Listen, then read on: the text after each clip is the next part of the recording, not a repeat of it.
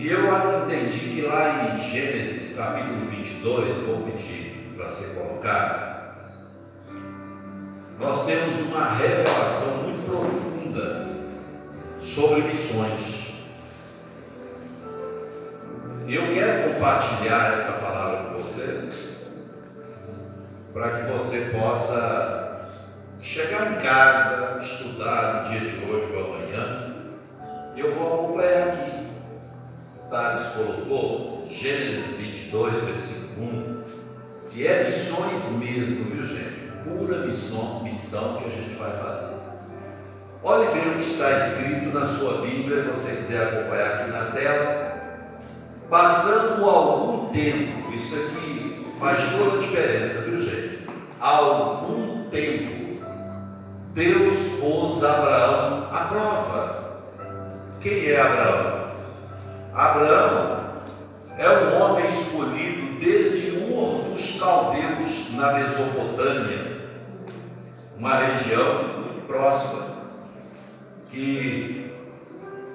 do Iraque, que é uma região muito próxima também aonde nasceu ou foi criado o Jardim do Éden.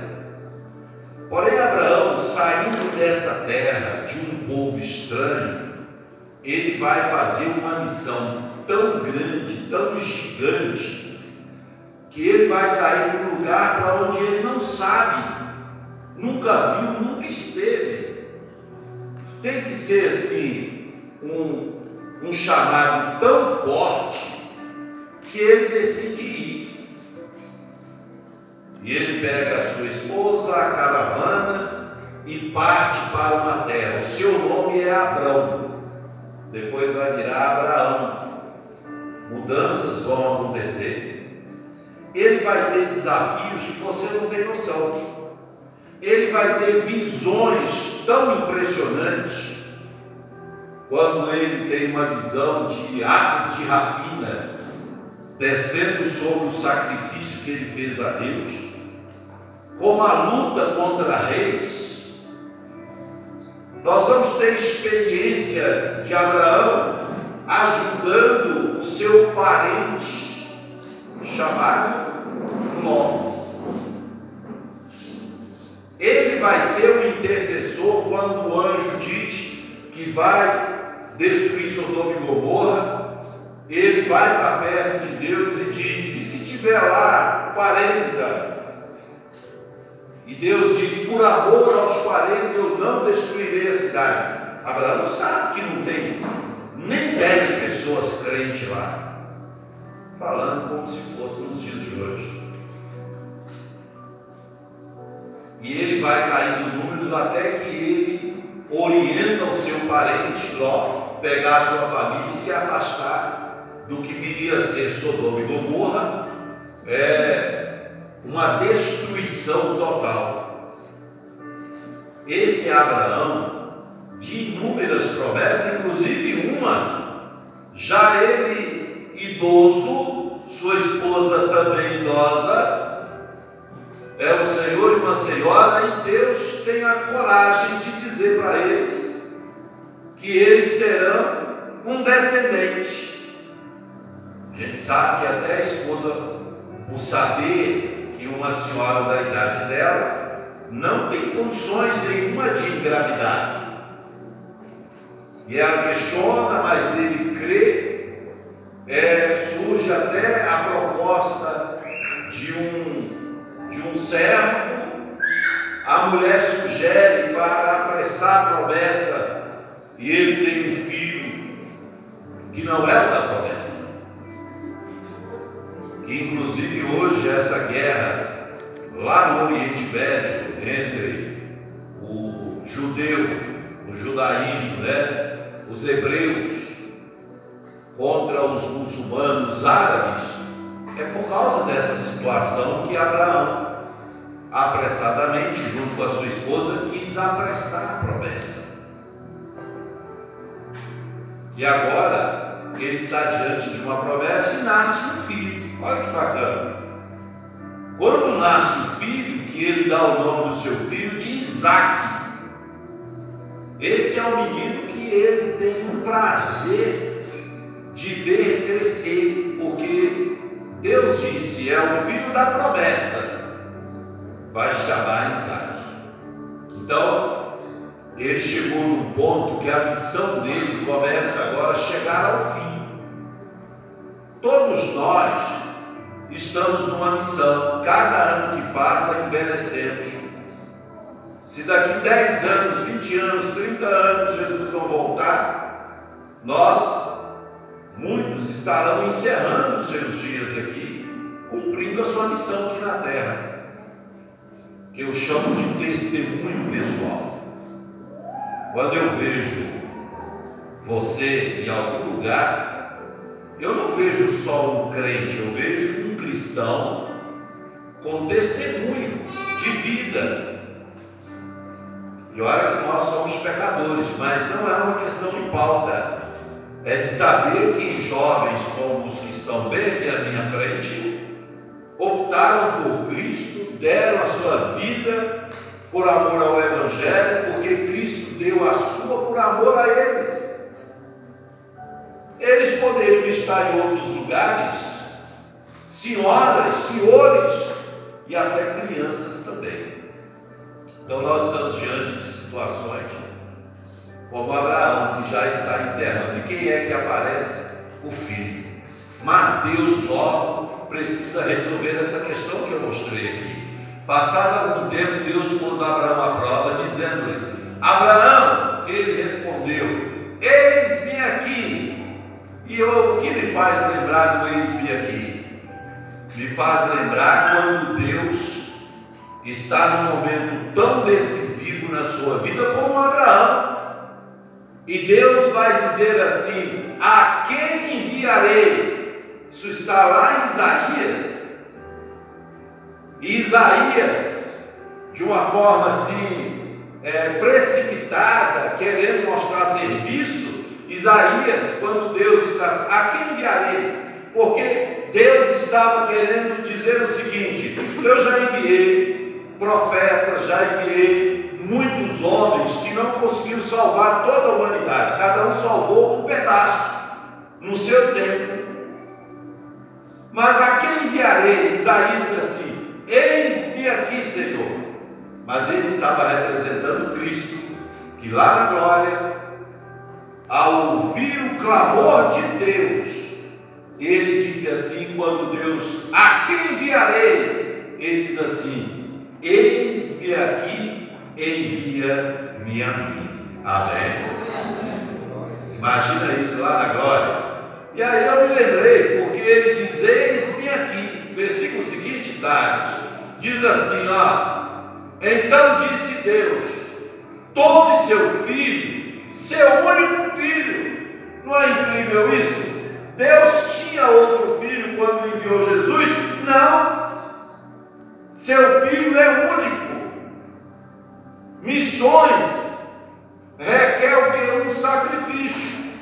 E nem estamos pedindo para você sacrificar o seu filho, claro que não. Mas você pode sacrificar o seu Isaac, que é uma oferta, que é orações, que é enviando, que é preocupando. Só de você no dia de amanhã, na quarta-feira, na semana que vem, no mês que vem, lembrar de um país e orar por ele sem saber, Deus está só esperando uma oração para que ele possa agir nessa nação sem que você saiba. Às vezes você pode ser um missionário lembrando de um país e orando por ele, já começa a acontecer coisas antes. Quem crê nisso? Amém. Então, seu único filho, coisa de Deus aí, Isaac, a quem você ama, Deus ama Jesus, e vá para a região de Moriá, sacrifique ali como holocausto no monte, que lhe indicarei, que eu vou te mostrar ainda. E aí eu comparo aqui, Deus enviando seu filho em direção a Moriá, em direção àquela região que vai se chamar Jerusalém. Ele vai nascer Jesus numa cidade do interior, Grande Jerusalém, Belém da Judéia, de Efraim, tá? Aquela região ali de Efrata, na verdade, ele vai nascer, que é um mistério muito grande, porque a mãe dele e o pai José, os pais adotivos, né, estão em Belém, estão em Nazaré, que é longe, tem o recenseamento, José precisa ir para fazer as inscrições, e é exatamente no momento em que Maria está grávida, ele vai nascer para cumprir a profecia. E ele está aqui, ó, eu vou te avisar que monte vai ser. Então Abraão é um tipo de Deus que vai fazer uma missão, como Deus fez a maior missão. Só existimos por causa dessa missão. Versículo seguinte diz assim: na manhã seguinte, Abraão levantou-se e preparou o seu jumento e levou consigo. Tem uma tradução que diz assim, não está aqui, na manhã seguinte. Ela fica mais assim, eu gosto da tradução que diz assim, bem cedo e pela manhã, ou seja, ele acordou cedo para fazer a missão maior da vida dele. Sabe qual horário que Jesus foi crucificado para fazer a missão? O horário que Jesus ele foi crucificado foi 9 horas da manhã, aproximadamente, porque não tinha relógio para ser exato. O relógio que havia era chamado relógio de Acás. Através do sol, a sombra demonstrava ali o horário. Então a Bíblia diz que era quase 9 horas da manhã que Jesus foi crucificado. Do jeito que Abraão ele parte na manhã, ou seja, de manhã, que é a tradução mais precisa, ele levantou-se e ele já sabia que iria sacrificar o seu filho. Cristo já estava crucificado 9 horas da manhã. Virou 10 horas, 11 horas, meio-dia, que é o horário em que tudo escureceu, nuvens, e acabou a luz, ficou escuro durante 3 horas, que é o exato momento em que ele é crucificado. Cristo é crucificado, é morto 3 horas da tarde. Ele é crucificado às 9. Meio-dia, trevas. Então Abraão levantou cedo e preparou o seu jumento. Para chegar no Moriá é necessário um jumento, algo que vai conduzir. E aí eu volto lá na passagem de Cristo para lembrar que Jesus Cristo, para chegar em Jerusalém, ele pede para que eles busquem o que para ele montado? Um jumento, um animal de carga, nunca montado. E isso me parece uma coisa assim, tão conectado, que Abraão pegou o jumento, levou consigo 2 de seus servos, e Isaque, seu filho. Jesus Cristo foi montado no jumentinho até Jerusalém, aonde a gente já sabe que ele vai ser preso, ele vai ser julgado. Abraão está indo com os seus servos, seu filho, depois de cortar lenha para o holocausto, partiu em direção ao lugar que Deus lhe havia indicado. Deus indicou o local, ele vai dizer qual monte, porque Deus está estudando, na época de Abraão, qual lugar que o filho de Abraão vai ser crucificado. Sabe por quê, gente? Porque Deus sabe que o seu filho será crucificado também em algum lugar daqueles montes. Agora, quando Abraão pegou a lenha, ele levou a lenha, ele precisou cortar a lenha. Depois de Cristo ter chegado, montaram um jumento em Jerusalém, a festa da Páscoa, aquelas festas que vão acontecer dias depois, claro, a ida de Jesus, mas vai acontecer dias depois. As pessoas estão preparando tudo, porque Roma tinha assumido o controle em Jerusalém, em Israel, e Roma começou então a implantar a sua cultura e os seus julgamentos. Por exemplo, qual é o julgamento e a forma de condenar uma pessoa que Roma praticava? A forma que Roma praticava era crucificação. Era uma forma de crucificar a pessoa no lugar alto para todo mundo ver como exemplo, mas soltaria um ladrão, e era necessário que Cristo fosse levantado em um madeiro, da forma como Abraão também pegou a lenha. Lá em Jerusalém já tinha uma ordem para que as pessoas que tinham conhecimento, era o trabalho dela, ir até uma floresta e cortar uma árvore e fazê-la de uma cruz. Abraão está levando lenha, mas nos filmes que a gente assiste, aonde Jesus está sendo crucificado, a gente nem imagina o dia que o lenhador chegou no local da mata, cortou a lenha, e todo mundo sabe que ele vai fazer uma cruz. Só que desta vez, é anual, só que desta vez, a cruz que vai ser feita, ela é diferente. Ela é para o Filho de Deus na maior missão aqui na terra. E vejamos aqui, Abraão está levando a lenha, partiu em direção ao lugar que Deus lhe havia indicado. Versículo seguinte, a gente vê isso aqui, ó. No terceiro dia de viagem, Abraão olhou e viu o lugar ao longe. 3 dias também, nós lembramos de 3 dias de Cristo na cruz. Da cruz até a ressurreição, 3 dias. Mas ele vê de longe, ele está vendo de longe, o local onde ele vai ter que sacrificar o seu filho, porque Deus pediu. Jesus Cristo também, ele está agora em Jerusalém, condenado. Ele vai andar por um lugar chamado Via Crucis. O que é a Via Crucis? Via Crucis é o caminho que Jesus fez até o local da crucificação. E sabe onde foi o local da crucificação? Não foi em Jerusalém.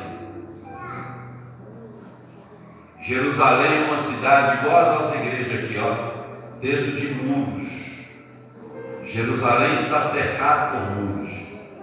Jesus Cristo, ele foi crucificado fora de Jerusalém, num monte chamado Gólgota, pode ser chamado também de caveira, né?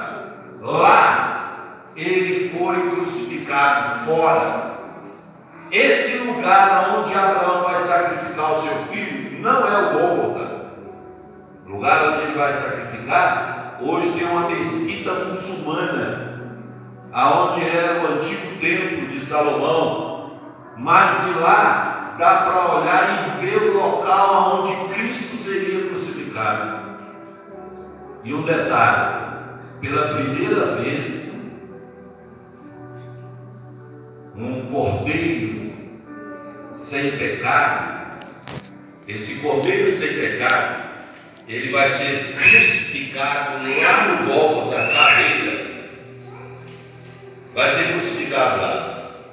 Porque antes de Cristo, só pecador, só gente ruim que era crucificado lá. É a primeira vez que uma pessoa inocente. Por isso que Deus disse para Abraão: vá para aquela região, para aquele monte, para aquele lugar, aonde eu indicarei. Abraão não poderia levar o seu filho para ser crucificado lá no Calvário, no Gólgota ou Caveira, porque lá ele seria o primeiro garoto, ou a primeira pessoa, praticamente um santo. Porque a gente vê criança, por mais que ela pegue, que ela fale alguma coisa, tudo é da inocência, e Jesus diz: deixar as criancinhas, porque delas é o reino. A gente não vê pecado dentro de uma criança, não, é inconsciente, é o estado da inocência. Então Abraão não poderia sacrificar lá onde Jesus vai ser crucificado, porque é a primeira vez que um santo vai ser crucificado num monte de maldição. Por isso que a Bíblia diz: maldito é aquele que for pendurado no madeiro, que era a forma romana de execução. A forma judaica, hebraica de execução é diferente da romana. Os judeus não crucificam ninguém. Os judeus gostam de atingir uma pessoa com juízo através de apedrejamento. Lembra da mulher pega em pecado? Eles já estavam com pedra para matar ela. Lembra Estevão, que foi apedrejado e viu o céu aberto? Lembra de Estevão? Olha para você ver. Então, dois tipos de morte que o judeu gosta: de apedrejar ou de levar a pessoa para um alto monte e lá empurrar ela e ela cair nas pedras. Era o tipo. Quem praticava a crucificação era romano. E eles já estão indo, e Abraão viu o lugar de longe, mas não é a cruz, não é o Gólgota, não é o Calvário. Versículo seguinte: disse ele a seus servos: fiquem aqui com o jumento, enquanto eu e o rapaz vamos até lá. Depois de adorar, voltaremos. Ele disse assim: ó, até aqui vocês chegaram e não podem prosseguir daqui para lá. Agora eu e o garoto, nós vamos adorar o Senhor. Gente, Deus, no primeira chicotada, na primeira coroa que foi colocada em Cristo, Deus estava com o seu filho. Era agora Deus e o seu filho, Abraão e o seu filho, para o local da maior missão da história. Deus acompanhou Jesus aqui, ó, na Via Crucis, o tempo todo, ele apanhando Deus do lado, com ele, né? Ele sofrendo, sangue já saindo das chibatadas, até o local da crucificação, Deus com ele. Até que chega um ponto que Deus não vai estar com o seu filho. No ápice, no momento crucial, Deus não pode estar com o seu filho. Cristo era 100% Deus, mas ele era também 100% o quê? Homem, carne. Deus tirou de Cristo os 100% Deus e deixou ele apenas com 100% homem. Por isso que vai acontecer uma inversão aqui, que eu vou mostrar para vocês. Na chegada lá do monte, Deus se afasta do seu filho, porque ele não pode se envolver no momento da morte, da crucificação. O Pai está levando e diz: para aqui, a humanidade, os deuses que haviam, todos que poderiam pedir socorro a algo divino, nesse momento não pode prosseguir. Apesar de ter soldados e multidão, Cristo está sozinho espiritualmente. Versículo seguinte, diz assim: Abraão pegou a lenha para o holocausto, que é o momento que os soldados preparam a crucificação. É errado a gente pensar que Cristo foi crucificado já com a cruz em pé. Não. Ele precisou deitar sobre a cruz no chão, para depois ela ser levantada. Abraão colocou o seu filho, colocou nos ombros seu filho Isaque, e ele mesmo levou as brasas para o fogo e a faca ou um cutelo, e caminhando os dois juntos, Deus caminhou até o momento.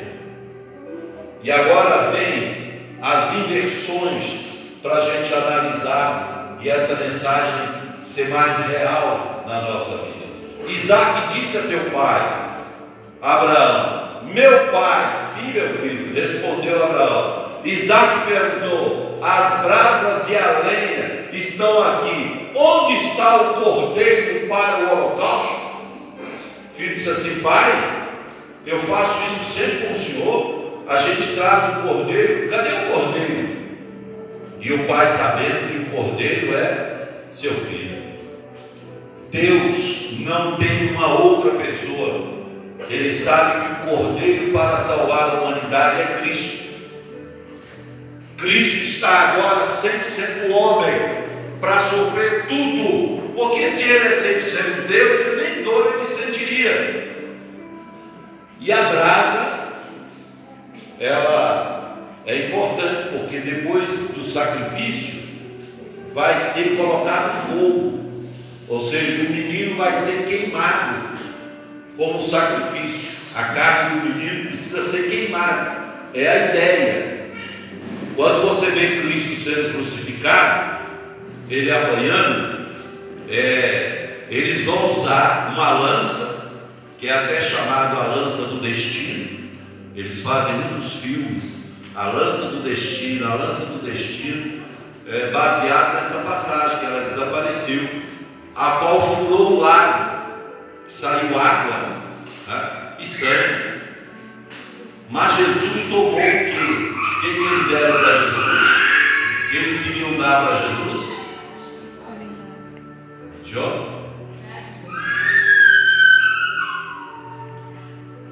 Porque é algo que anestesia, é forte, como se fosse um fogo, Então ele é levado. No versículo seguinte, diz assim, respondeu Abraão: Deus mesmo há de prover um cordeiro para o holocausto, meu filho. E os dois continuaram a caminhar juntos. Versículo seguinte: quando chegaram ao lugar que Deus lhe havia indicado, Abraão construiu um altar e sobre ele arrumou a lenha, amarrou seu filho Isaque e o colocou sobre o altar, em cima da lenha. Analisemos isso aqui.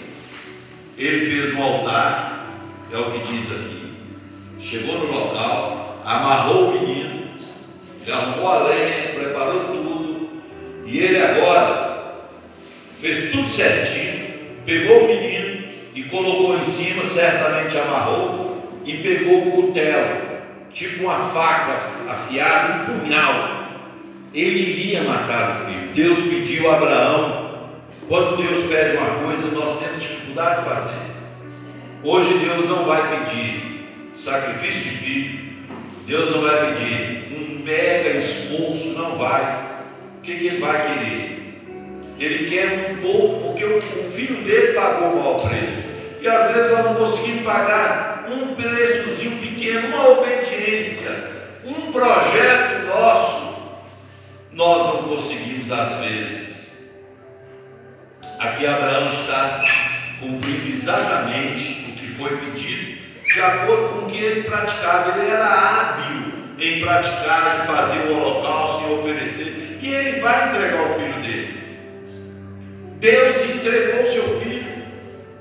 E aqui acontece, na hora que ele vai fazer a execução, me coloca o versículo seguinte, diz assim: então estendeu a mão e pegou a faca, que é cutelo, para sacrificar seu filho. Versículo seguinte: Diz assim: mas o anjo do Senhor, diga graças a Deus, ó, clamou do céu: Abraão, Abraão.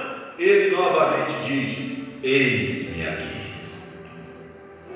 Como ele sempre se prontificou.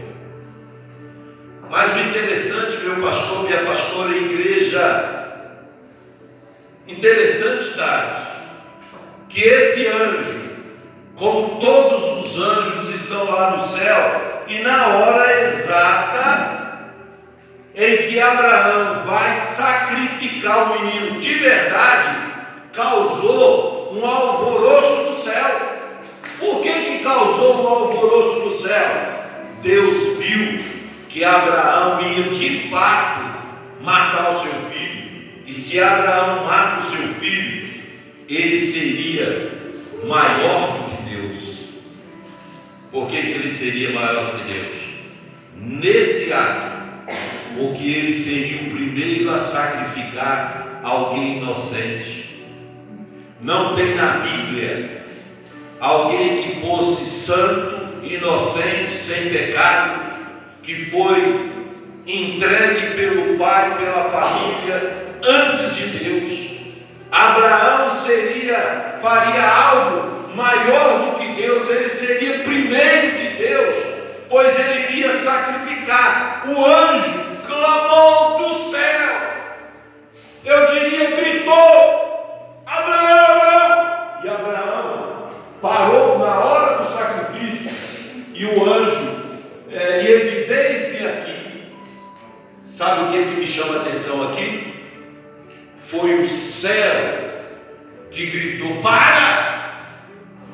Porque aqui na terra, mais de 2000 anos atrás, na hora do sofrimento de Cristo, foi Cristo que clamou: Elohim, Elohim, sabachthani. Deus meu, por que me desamparaste? Deus deu a solução para Abraão, que eu vou mostrar para vocês no versículo seguinte, vai ser colocado, mas não deu a solução para o seu filho, porque não tinha um cordeiro, não tinha um substituto. A missão deveria ser completa, sagrada e completa. O anjo bradou lá de cima, no caso de Abraão: para. Mas Cristo bradou da terra: Elohim, Elohim, Deus meu, por que me desamparaste? E o Senhor Deus Pai não moveu uma palha, não mandou nenhum cordeiro, permitiu que o seu filho experimentasse, sabe o que, gente? A morte. Cristo experimentou a morte provisória.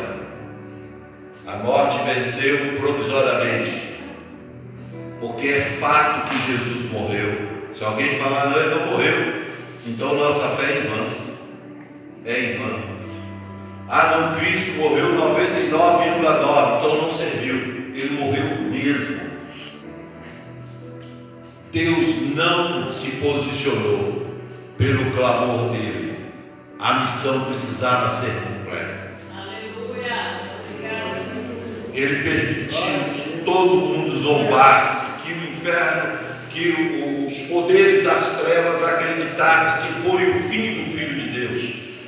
E a gente sabe, é outra mensagem, nosso tempo não permite, mas o terceiro dia o Cristo ressuscita dentro de nós.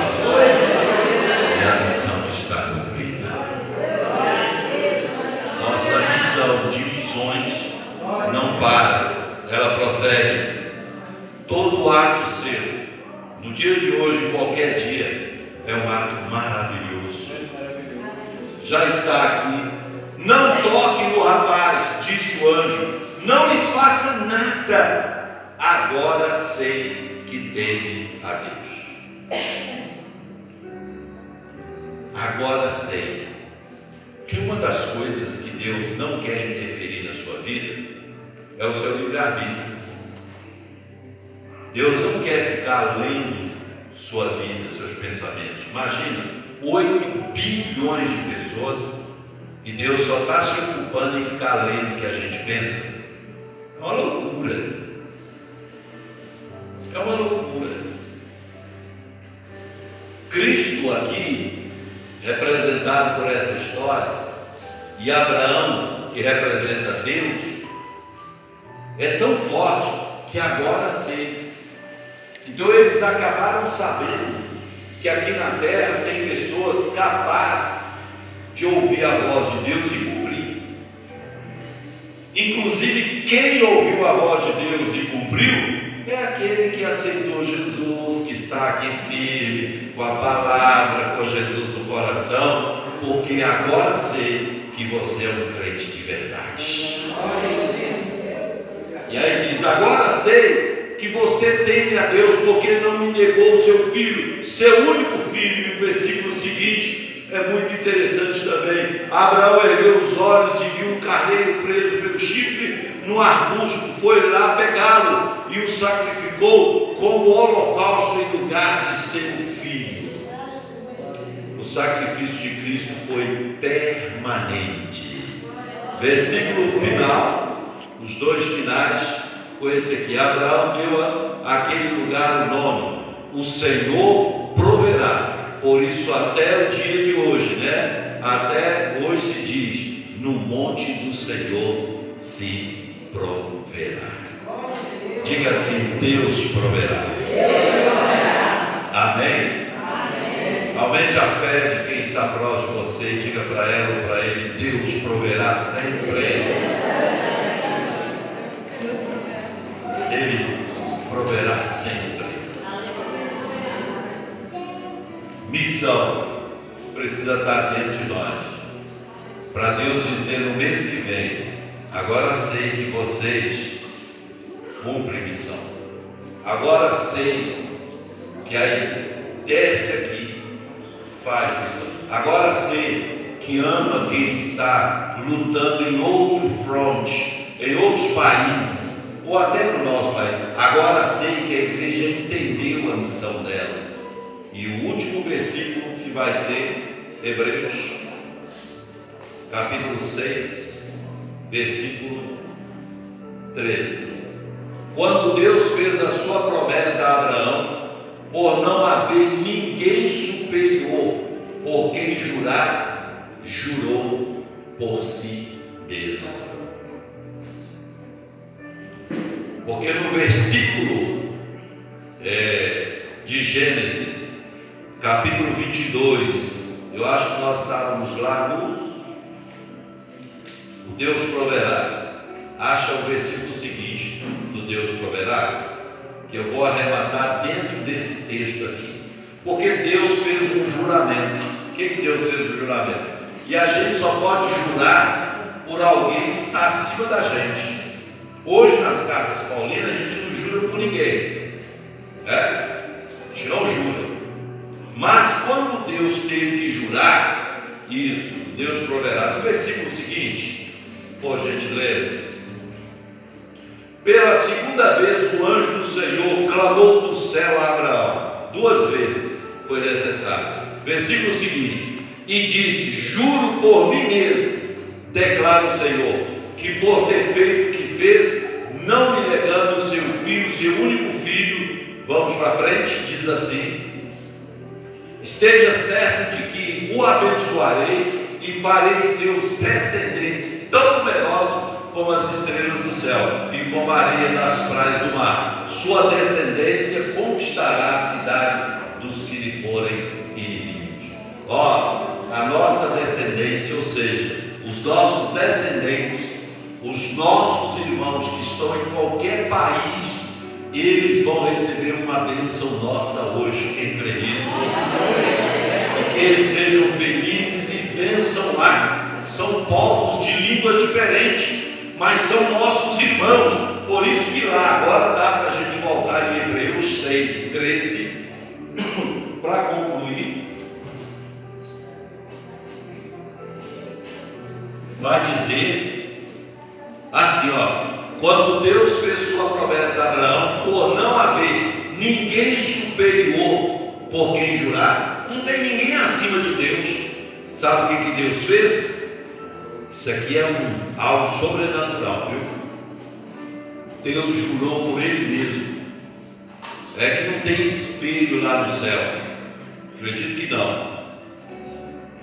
A Bíblia não fala nem que sim, nem que não. Mas é como você olhar no espelho e você ver sua imagem, você jurar por você. Deus não viu ninguém acima dele, e não há ninguém acima de Deus. Quem crê diz amém. Amém. Aí Deus vai jurar por Ele mesmo e promete te abençoar se você entender o processo da missão do seu filho e da missão que a igreja tem aqui na terra. Fica de pé. Glória a Deus. Missão se faz com ofertas. Já foram feitas as ofertas, né? Missões se faz enviando. Nós temos o campo missionário, muitos que estão no campo missionário. Hoje estou aqui, mas eu já fui enviado, e houve ofertas que sustentaram a obra. Mas também missões se faz com oração, crendo. Então eu gostaria que você agora fizesse uma oração comigo. São tantas as orações. Eu queria que você lembrasse de um país. Nós temos aqui na América, nós temos a Argentina, Uruguai, Paraguai, tem Venezuela, Equador, Bolívia. Podemos ir um pouco mais, Estados Unidos, Cuba, Panamá. Temos na África, que é um continente, tantas cidades, países. Na Europa temos tantos países: França, Itália, Alemanha, Bélgica, Holanda. O que está vindo à minha mente? No Oriente Médio nós temos Israel. Quer orar por um país terrível, terrível, terrível, terrível? Os países árabes. Eu tenho um amigo pastor que está em Dubai. Ele pastoreia, ele trabalha lá em Dubai. Filho dele também. Quando você olha Dubai assim, ó, você vê uma cidade de luz, é um negócio muito maravilhoso. Ele falou: vou te mostrar a periferia de Dubai. Aí ele passou mostrando assim, ó, gente na rua. Ele falou assim: ó, estou fazendo isso, mas se eles veem eu fazer isso, eu posso ir preso. Eu só mostrando um flash rápido. Ele falou assim: miséria. Como em todo lugar tem pessoas que fazem, passam para o outro. Ele falou: miséria, miséria, miséria, miséria. É mostrado só 10% da nada. Ele falou assim: ó, aqui, ó, tem gente pregando e morrendo. Então vamos lembrar de um país aí. Feche os seus olhos. Você vai agora enviar, igual um míssil, você vai enviar uma oração lá para aquele país. Tem o Brasil, olha só. Nossa, que país é esse aí? Tem o Brasil. Você pode orar missões internas, missões internacionais. Olhe por um país. Veio na minha mente agora a Bulgária. Não sei o que tem na Bulgária, nem sei, mas eu vou orar por ela. Mas eu queria que você orasse mesmo. Cita o nome dessa cidade, desse país, né? Colômbia, olha só. Você pode, tem tantas cidades, tantas capitais da Alemanha, ó, tantos lugares. Meu Deus, a Bulgária, que Deus pôs na minha memória, orar pela Bulgária. Senhor Deus, eu oro agora pela Bulgária. Existem cristãos lá, existe um povo seu lá, que é os descendentes que o Senhor prometeu abençoar. abençoado. Eu abençoo a igreja da Bulgária. Não sei se está tendo culto lá agora, se tem alguém no monte, se tem alguém evangelizando na Bulgária. Eu creio que eu fui chamado para abençoar, e eu estou abençoando agora os cristãos daquela cidade, daquele país, a Bulgária. Deus dê livramento para crentes lá, para mulheres, para crianças, para jovens cristãos, missionários que estão na Bulgária, estão precisando de oração para o Senhor agir. Se o Senhor ouvir a oração, o Senhor vai enviar, então envia recursos financeiros, proteção, que a armadura do Senhor esteja sobre todos os líderes cristãos que estão na Bulgária. Deus dê livramento e dê proteção. Deus ajuda, dê uma visão, que Satanás perca as forças. Nós abençoamos esse país, como todos os outros países e cidades. Nós fazemos missão agora, abençoando alguém que nós não conhecemos, mas é nosso irmão em Cristo, é da família de Deus, é o povo de Deus, em qualquer lugar que está sendo ministrado uma oração. Deus abençoe a Bulgária, abençoe todos os países, cidades, lugares. Ó Deus, dê o livramento, dê o livramento, dê o livramento, dê o livramento para nossos irmãos lá. Proteja todo ataque de demônios, todo ataque de demônios caia por terra na Bulgária, que ela seja abençoada através dos crentes que há lá. Há crentes lá, há cristãos lá, há pessoas vivendo lá, meu Deus. Pai, nós abençoamos cada pessoa lá na Bulgária, e cada pessoa que esta irmã e este irmão orou agora, cada nação, cada cidade, cada continente, aonde estão os cristãos? Cristãos na China, na Coreia, no Japão, que haja livramento, proteção por esses cristãos que se encontram lá. Nós oramos no nome de Jesus, essa pequena e abençoada oração que atingiu agora em cheio essa nação com a sua oração em Cristo Jesus. Amém e amém.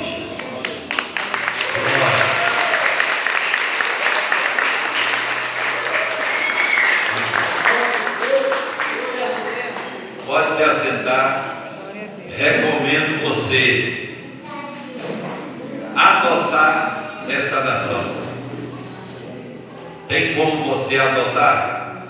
Gente, eu venho de tantas capitais, já passei no Brasil em muitas cidades, ouço falar de muitos países. Por que veio na minha cabeça o desejo de orar pela Bulgária?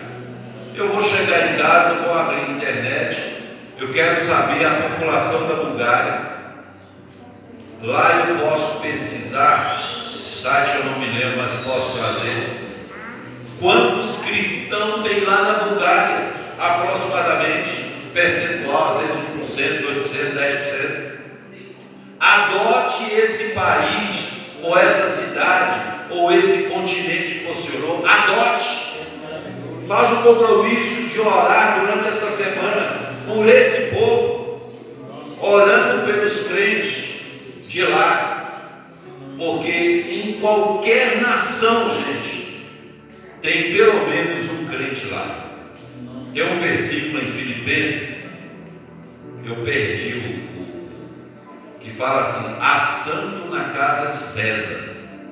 César é o imperador, e havia um crente lá na casa de César, só para você ter ideia.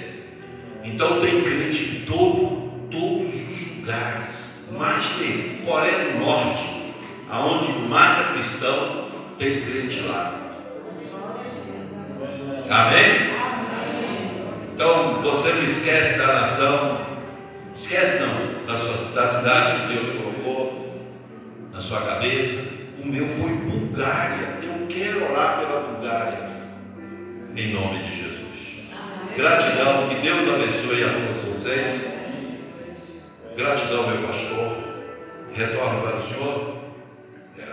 Vamos receber o nosso pastor com alegria. Pastor Márcio, homem honrado.